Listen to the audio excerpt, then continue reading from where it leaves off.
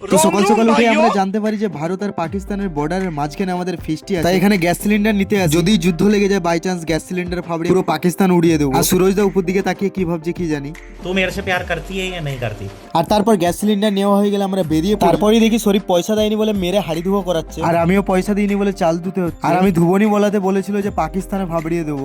भगवान क्या जुल्म है, सारा काम करूं मैं, खाए वो। আর তারপরই পাকিস্তানের লোক এসে একটা তোলাবাজি আর আমরাও ভয়ে 50 টাকা দিয়ে যদি বম ফম মেরে দেয় ভাই। আর তারপরই দেখি ঝোপের আড়ালে কিছু পাকিস্তানি লোক ইন্ডিয়ান গান বাজাচ্ছিল। আর সেই গান শুনে শরীফের মন নাচ্ছিল কিন্তু ও বসে। তারপরই সুলতান মুভি সুলতান দাকে আমরা ডেকে নিই আমাদের মাঝে, কারণ ভাই যদি পাকিস্তানি আতঙ্কবাদী ঢুকে যায় মারপিট করতে হবে তো। আর এখানে সবাই কিসের জন্য ব্যস্ত জানি না, কিন্তু ভাতের হাড়ির কাছে কেউ নেই, কখন নিয়ে কেউ পালাবে বুঝতেই পারবে না। আর তারপরই বডি বিল্ডার সুলতান দাকে আমরা দেখাতে আসি। ওই দূরে দেখা যায় পাকিস্তান অ্যাটাক করলে একটু সামলে নেবে। আর নিচের দিকে তাকাতেই দেখি কিছু লোক জাঙ্গিয়া খুঁজায় ব্যস্ত। আর সুলতান দা নাকি বলে এরকম খাদগুলো হয়েছে বম ফেলার কারণে। আর ভয়ে তো আমার সবকিছু শুকিয়ে যায়। আর তারপরে নাচতে নাচতে আমি রান্না করতে চলে আসি। খুশির খবরটা কি ছিল পার্ট 2 এ তোমরা দেখতে পাবে। ফটাফট আমাকে এখানে ফলো করে এই ভিডিওটা শেয়ার করে দাও। আর দেখা হচ্ছে পার্ট 2 তে। টাটা।